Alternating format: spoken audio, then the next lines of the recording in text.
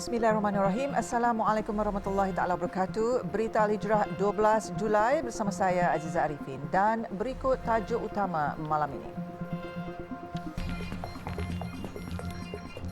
Sulu rampas 2 aset Petronas di luar negara.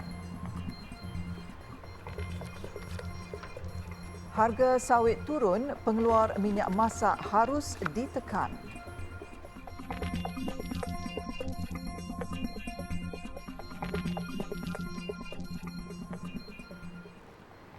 Kenaikan kadar dasar semalaman OPR kepada 2.25% baru-baru ini tidak akan menjejaskan harga rumah mampu milik. Ketua Setiausaha Kementerian Perumahan dan Kerajaan Tempatan KPKT, Datuk M. Nur Azman Taib berkata pihaknya sentiasa mengawal harga kediaman mampu milik agar tidak melangkaui dasar mampu milik negara selain menawarkan pelbagai insentif kepada rakyat. Dalam program-program rumah mampu milik ada disediakan insentif-insentif tertentu, kadang-kadang rebate dan sebagainya. Jadi ini mungkin dapat mengurangkan sikit sebanyak perbezaan dari segi kenaikan OPR. Tapi kita tetap mengawal harga rumah mampu milik tetap kena RM300,000 ke bawah. Walaupun kenaikan OPR dia tidak boleh melebihi daripada harga dalam dasar rumah pemilik negara. Beliau berkata demikian ketika ditemui pada program ibadah korban KPKT bersama Jabatan Bomba dan Penyelamat di Putrajaya. Mengulas mengenai karnival Jom Beli Rumah yang akan diadakan pada 15 hingga 17 Julai ini di Mid Valley, Kuala Lumpur. KPKT menawarkan 10,000 unit rumah selain tawaran pembiayaan oleh institusi keuangan. Karnival itu juga dijangka menarik minat lebih 20,000 pengunjung yang mengintai peluang untuk memiliki kediaman sendiri. Bayar ansuran bulanan rumah lebih 8 tahun namun sehingga kini kunci rumah belum diterima. Itu masalah yang dihadapi pembeli rumah di Pangsapuri Taman Sri Molek Perdana, Pelentung, Johor Bahru. Pembeli Hasna Husin berkata rumah yang dibeli sejak 2014 itu dibayar dengan harga RM270 sebulan. Beliau kecewa dan terbeban kerana terpaksa menyewa dengan kos tinggi iaitu RM1,200 sebulan kerana rumah yang dibeli terbengkalai sejak 13 tahun lalu. Saya rasa tertipulah beli rumah daripada 2014 sehingga sekarang saya masih ditolak gaji. Tapi saya masih tak dapat memiliki rumah. Jadi saya sebagai wakil penduduk dekat sini, kalau boleh nak minta lah pihak yang wajib tu serahkan kunci kami pada tahun ni. Pasal kami tunggu dah lama dah ni. Hasnah memohon pihak terbabit untuk segera menyerahkan kunci dan meminta perhatian pihak istana melihat masalah dihadapi rakyat berhubung isu ini. Beliau berkata demikian ketika ditemui di Taman Sri Molek Perdana, Pelentung, Johor Bahru. Sementara itu, Wakil Badan Bukan Kerajaan NGO Pertubuhan Penyatuan Pembelaan Melayu Malaysia PPPMM Idham Jalani berkata pembeli tunggu terlalu lama tanpa dimaklumkan masalah sebenar oleh pemaju utama iaitu Syarikat Perumahan Negara Berhad SPNB. Jadi sekarang ni kita ada masalah pembeli-pembeli yang dah terlalu lama menunggu. Rumah-rumah yang telah siap tapi tidak diserahkan kunci. Hanya janji SPNB kepada pembeli-pembeli tahun demi tahun sampai 13 tahun. Pada tahun ni, daripada Januari sampai ke bulan 6, masuk ke bulan 7, tapi tiada tarikh tetap lagi yang diberikan untuk penyerahan kunci. Sedangkan pembayaran dah berlaku hampir 10 tahun dan bilin rumah hanya lebih kurang dalam 20% sahaja yang tinggal.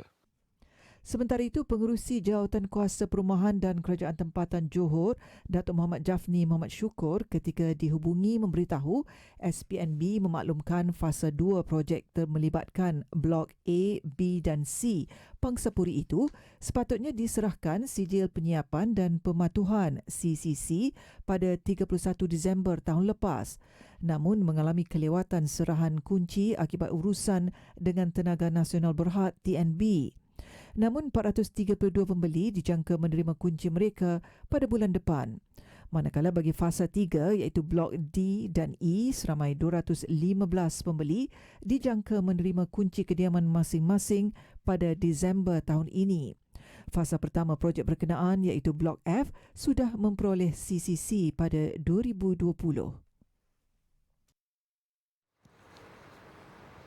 Jawatankuasa Pengurusan Bencana Baling mewujudkan pasukan petugas khas Task Force bagi membuat penilaian tepat kerosakan rumah dan kerugian yang dialami mangsa banjir dan kepala air yang berlaku di daerah itu sejak Isnin lalu. Pengerusi jawatankuasanya Muhammad Syahadan Abdullah berkata, 6 pasukan diwujudkan dan diketuai oleh penghulu akan melakukan bancian dalam tempoh 2 hari sebelum perolehan data bancian diserahkan kepada Agensi Pengurusan Bencana Negara NADMA. Kita akan berjumpa dengan kesemua mangsa yang terlibat dan kita akan rekodkan dalam borang bancian kita. Kemudian kita akan analisa, kita akan sahkan dalam Jawatankuasa Pengurusan Bencana Daerah sebelum kita angkat kepada pihak Jawatankuasa Bencana Negeri, seterusnya untuk diangkat kepada pihak NADMA. Katanya 41 kawasan telah dikenal pasti berlaku kerosakan dan terjejas melibatkan lebih 500 buah rumah yang diterima dalam tempoh seminggu kejadian. Muhammad Syahadan, mangsa yang berada di Pusat Pemindahan Mangsa PPS di Surau An-Nur dan Sekolah Menengah Arab Yayasan Qaryah dibenarkan kembali ke rumah hari ini untuk melakukan kerja pembersihan. Namun sekiranya cuaca kembali buruk dan hujan berpanjangan melebihi 1 jam, kesemua mangsa akan segera diarah untuk kembali ke PPS sebagai langkah keselamatan. 2 anak syarikat Petronas di Azerbaijan dirampas oleh waris Kesultanan Sulu yang dikatakan menuntut $14.92 bilion Amerika Syarikat atau 62.59 bilion ringgit daripada Malaysia. Menurut laporan Financial Times, peguam pihak yang menuntut dilaporkan merampas aset Petronas yang didaftarkan di Luxembourg. Petronas Azerbaijan, Shah Deniz dan Petronas South Caucasus dengan nilai dilaporkan mencecah lebih $2 bilion Amerika. Memetik laporan berita harian, peguam berkenaan berkata, Bailiff di Luxembourg merampas syarikat induk bagi pihak pelanggan mereka. Langkah itu yang pertama kali dilaporkan adalah sebahagian daripada tindakan undang-undang yang dikemukakan pada 2017 oleh waris Sulu untuk mendapatkan pampasan terhadap tanah di Sabah yang didakwa telah dipajak oleh nenek moyang mereka kepada sebuah syarikat perdagangan British pada 1878. Pada Mac lalu, penimbang tara di Perancis memutuskan bahawa Malaysia yang mewarisi obligasi perjanjian pajakan apabila memperoleh kemerdekaan daripada Britain mesti membayar waris berkenaan sebanyak $14.92 bilion Amerika. Keturunan Sultan Sulu terakhir, Sultan Jamalul Kiram II, menuntut jumlah amat besar sebagai pampasan daripada Malaysia berikutan proses timbang tara. Pada Mac lalu, Menteri di Jabatan Perdana Menteri Datuk Seri Wan Junaidi Tuanku Jaafar dilaporkan berkata keputusan Mahkamah Arbitrasi Paris untuk Malaysia membayar pampasan $14.92 bilion kepada pihak mendakwa sebagai waris Sultan Sulu adalah tidak sah kerana tidak berlandaskan undang-undang. Beliau berkata keputusan ditetapkan penimbang tara Dr. Gondoza Stampa itu sudah dibatalkan dan tidak lagi sah dari segi undang-undang. Sementara itu, pensyarah Undang-Undang Antarabangsa Universiti Kebangsaan Malaysia UKM, Profesor Madya Dr. Salawati Mat Basir berpandangan tindakan waris Kesultanan Sulu itu ibarat mempunyai motif tersembunyi. Namun beliau percaya bahawa kerajaan Malaysia akan melakukan tindakan segera untuk menyelesaikan isu tuntutan pampasan tersebut dalam masa terdekat.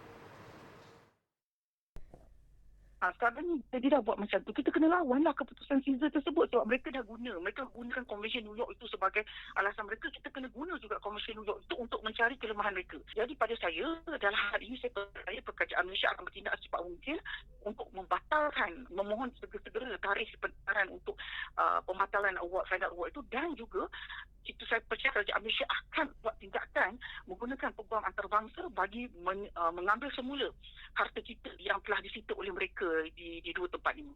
Jelasnya tindakan tersebut juga dilihat hanya sekadar ancaman kepada Malaysia. Mereka patutnya tunggu dulu lah sebab kita baru je file kan pada masa lepas. Ini baru bulan 7. Dan pengambilan arbitrasi ni bukannya cepat-cepat. Biasanya mereka mengambil masa juga 6 bulan ke setahun. Tapi nampak gayanya mereka ni seolah-olahnya ada benda lain yang tersembunyi. Kerana mereka merasakan ia adalah wajar untuk mereka dapat apa yang telah dijanjikan katanya kepada mereka. Kerana kita adalah termasuk dalam kategori negara yang meratifikasikan Konvensyen New York. Jadi berdasarkan itulah mereka merasakan bahawa mereka ada hak untuk meminta kepada kerajaan Malaysia apabila enggan membayar tuntutan mereka, mereka boleh merampas 157 lokasi kita punya investment di luar negara untuk memenuhi tuntutan mereka yang berdiri itu.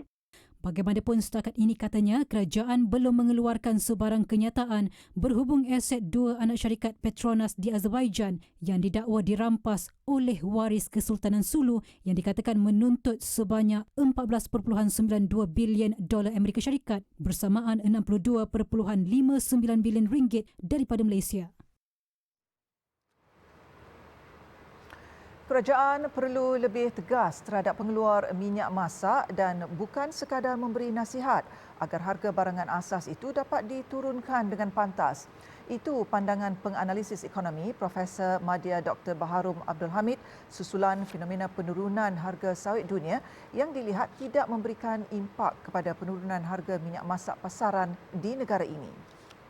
Dan harus bertegas di dalam hal ini agar dapat sedikit sebanyak meringankan beban rakyat, apatah lagi kita menghadapi inflasi daripada kenaikan pelbagai barangan yang lain. Saya juga melihat ini sebagai satu tindakan yang harus diambil oleh Kabinet dan juga mereka yang memegang tampuk kuasa untuk melaksanakan dan memberi arahan kepada pengeluar dan bukan sekadar menasihati. Jelas beliau, Kabinet perlu memandang serius situasi price stickiness atau kelekitan harga yang berlaku ketika ini, iaitu setelah berlaku kenaikan harga secara mendadak, namun harga tersebut masih sukar untuk kembali turun. Justru, kerajaan perlu memastikan tidak ada mana-mana pengeluar mengambil kesempatan untuk menggunakan harga minyak masak yang dibotolkan mengikut harga pasaran yang lama, iaitu pada paras tinggi. Kita juga harus akur dan faham bahawa apabila berlaku fenomena kenaikan harga, ia diterjemahkan pada jangka masa yang amat pantas. Namun apabila berlaku penurunan harga, senantiasa alasan dan pelbagai helah diberi. Menurut beliau, tindakan dan penguatkuasaan undang-undang merupakan salah satu kaedah untuk menyelesaikan isu tersebut. Tambah beliau, jika harga tersebut dapat diturunkan secepat mungkin, ia sekaligus dapat memberi impak positif kepada aliran ekonomi negara, sekaligus dapat meringankan beban rakyat. Bangkai lembu korban seluduk bergelimpangan.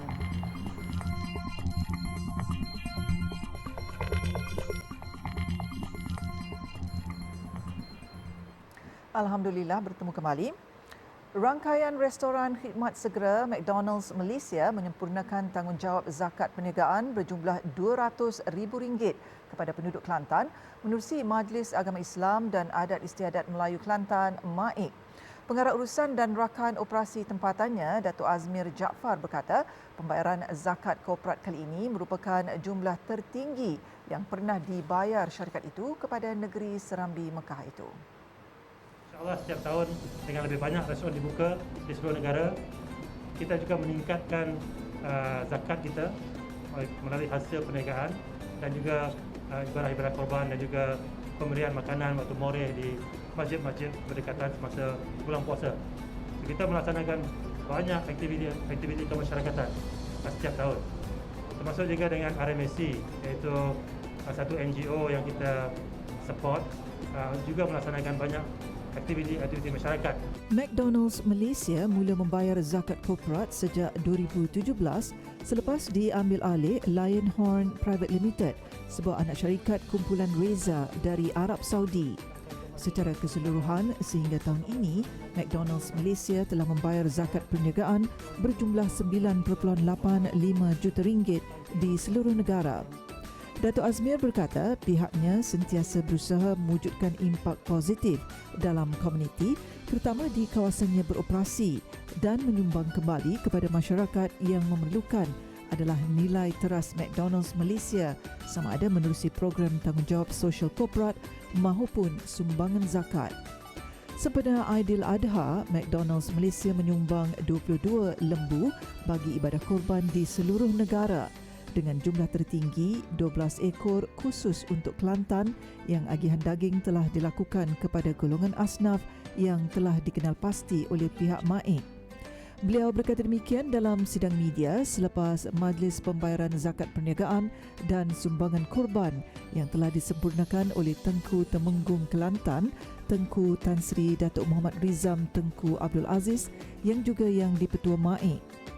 Dalam majlis yang diadakan bertempat di McDonald's Kubang Kerian itu, McDonald's Malaysia turut mengagihkan daging korban dan sumbangan duit raya kepada 20 wakil asnaf yang diraikan bersama. Sumbangan zakat daripada Gerbang Alaf Sdn Bhd, Bangsa Alaf Sdn Bhd kepada Majlis Agama Islam dan Adat Istiadat Melayu Negeri Kelantan yang jumlah RM200,000 dan pada masa yang sama juga ialah pengagihan daging korban kepada penerima-penerima di mana sumbangan juga daripada Gerbang Alaf Sdn Bhd masuk 12 ekor lembu yang kita telah agihkan tadi kepada penerima-penerima. Selain pembayaran zakat, McDonald's Malaysia juga bekerjasama dengan Jabatan Kemajuan Agama Islam Malaysia JAKIM dan Halal Development Corporation untuk terus mendukung komitmen halal dan giat melibatkan diri dalam aktiviti halal dalam semua aspek perniagaannya.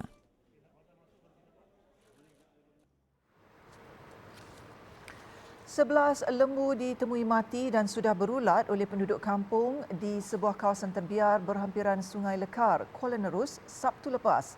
Menurut seorang penduduk, Wan Zaidi Wan Jaafar, 48 tahun, bangkai haiwan tersebut ditemui ketika ingin memancing di Sungai Lekar yang terletak hanya 5 meter dari kawasan itu. Katanya lembu-lembu itu dipercayai mungkin untuk digunakan ibadah korban dan tindakan membuang bangkai berkenaan di situ adalah sikap yang tidak bertanggungjawab. Wan Zaidi berkata bau busuk bangkai itu mendatangkan ketidakselesaan. Sebab kawasan ni kawasan orang Maringai. Lepas tu lalu orang untuk ke kebun jadi mungkin jadi pencemaran lah kepada suasana sekitar ni. Lepas tu tempat buang lembu ni lebih kurang dalam 15 meter dengan jalan raya. Jadi saya harap pihak berwajib carilah siapa yang bertanggungjawab untuk mengambil tindakan ke atas pihak yang terbabit. Sementara itu, bagi penduduk yang selalu memancing di sungai berkenaan, tindakan itu boleh menyebabkan pencemaran bau dan juga pencemaran di air sungai berkenaan. Kata mereka, walaupun kawasan itu jauh dari kawasan penempatan, namun ia merupakan laluan digunakan penduduk untuk memancing dan ke kebun. Kesan dia macam pencemaran bau lah. Tu kawasan sini ni kawasan orang mari memancing ni. Memang terkesan lah orang nak mari mancing sini. Kita harap mana pihak berkuasa carilah siapa yang bertanggungjawab yang buang lembu sini ni. Mungkin tengok pada keadaan lembu ni mungkin bukan lembu tempatan ni, mungkin lembu diimport dari luar ni. Dipercayai untuk kegunaan lembu sebagai lembu korban lah. Ini adalah perkara yang tidak bertanggungjawab lah. Sebab kita orang selalu pergi mancing. Sebab sini dekat dengan pengkalang orang nak pergi sungai apa kebun. Jadi kita harap pihak berkuasa ataupun pihak wajib ambil tindakan lah untuk semua ni. Cek siapa yang buat semua ni lah. Macam tu lah. Sementara itu, Pengarah Jabatan Perkhidmatan Veterina Negeri Terengganu, Dr. Anun Man, ketika dihubungi Berita Al-Hijrah berkata, setakat ini pihaknya tidak menerima sebarang laporan mengenai penemuan bangkai haiwan itu. Namun, katanya, pihak Veterina Negeri akan segera ke lokasi penemuan bangkai tersebut bagi mendapatkan sampel untuk mengenal pasti punca kematian lembu-lembu itu dan menjalankan kerja-kerja pelupusan serta siasatan lanjutan. Kata Dr. Anun, pihaknya akan menyiasat punca haiwan tersebut dibuang di situ dan tidak menolak ada kemungkinan lembu-lembu itu diseludup dari luar. Yayasan Dakwah Islamiah Malaysia, YADIM, berhasrat melahirkan generasi pendakwah muda yang berketerampilan dan holistik dengan menubuhkan Akademi Da'i Muda YADIM. Kepada yang berumur 21 tahun sehingga 30 tahun, boleh menghantar video tazkirah anda berdurasi 3 minit kepada email yang tertera di poster. Hadiah dan sagu hati bernilai RM200,000 menanti anda. Tarikh penyertaan adalah sebelum 18 Julai 2022. Maklumat lanjut boleh berhubung terus dengan Urussetia YADIM.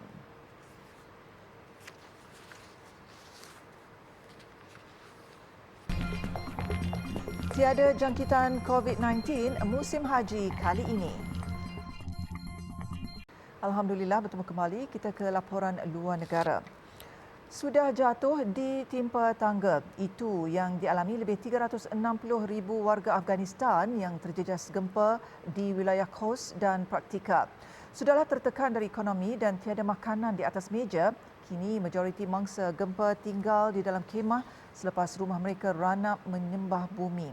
Butiran lanjut bersama koresponden Berita Al-Hijrah Said Azwan Said Ali yang kini berada di Afghanistan bersama tim sukarelawan Yayasan Amal Malaysia sejak Ahad lalu. Laluan ke lokasi gempa di Danggalangat, Praktika tidak mudah. Kami melalui lebih 10 jam perjalanan menggunakan kenderaan pacuan nombor roda, merentasi Gunung Anang dan kawasan berbatu tidak berturap.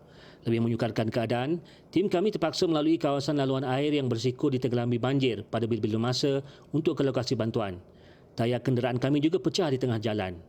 Tiba di Danggalangat, kami menyaksikan majoriti penduduk tinggal di dalam kemah dan ramai masih mengharapkan bantuan untuk meneruskan kehidupan. كورنا مخمرة استلدي بحار تا بحار كزمنتي بحار كده كورنا كورك واستاغنا دا واستاغنا كو. Our home is not make now. We live outside of our home and we stay in khema. We live in khema. Our sanga غذا sanga karobar کوي غذا څنګه ترلاسه کوي. Karobar nasta karobar. No work. Dilnawas antara 200 penerima bantuan food pack dan daging korban dari tim Yayasan Amal hasil sumbangan rakyat Malaysia. Program Korban Yayasan Amal Malaysia membabitkan 17 ekor lembu dan 20 ekor kambing di Afghanistan bermula kemarin. Mereka ini menerima satu ekonomi yang agak runcing selepas mereka keluar daripada bumi Afghanistan. Namun kegigihan mereka mentadbir negara. Dengan itu, bantuan yang kami telah hadir selama 4 kali di sini. Selain daripada food program, kita juga akan menjana ekonomi mereka dengan kita mengajar betul blok dan juga meniaga roti, dan juga kita nak bina masjid sebagai satu 3-in-1 masjid untuk education. Insiden gempa bumi di wilayah Kos dan Praktika pada 22 Jun lalu mengorbankan lebih 1,000 nyawa, ribuan tercedera dan 10,000 rumah musnah. Kedudukan lokasi gempa jauh di pedalaman menyebabkan bantuan sukar dihantar ketika Kerajaan Emirat Islam Afghanistan memberi laluan kepada badan asing untuk membantu warga Afghanistan yang terjejas. Kalau kita lihat, mereka masih memerlukan bantuan dan sokongan daripada masyarakat dunia. Yayasan Amal antaranya NGO dari Malaysia yang menyampaikan bantuan itu kepada penduduk-penduduk yang terjejas. Lebih 2 minggu sudah berlalu, tapi mereka masih lagi tinggal di dalam kemah, di bawah kemah, dan kebanyakan mereka memang bergantung pada bantuan asing untuk mendapatkan makanan dan keperluan-keperluan harian. Saya Azwan Syed Ali melaporkan daripada Mama Praktika, Afghanistan.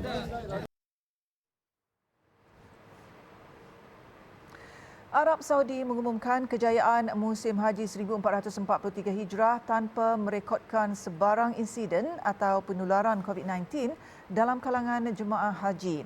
Gubernur Mekah Putra Khalid Al-Faisal berkata, kejayaan itu hasil kerjasama erat antara pasukan keselamatan, kesihatan dan lain-lain sepanjang musim haji kali ini. Putera Khalid Al-Faisal turut menzahirkan penghargaan kepada penjaga dua masjid suci Raja Salman bin Abdul Aziz dan Putera Mahkota Arab Saudi Putera Muhammad bin Salman yang telah menyediakan kemudahan infrastruktur serta petugas haji, keselamatan dan kesihatan demi keselesaan jemaah.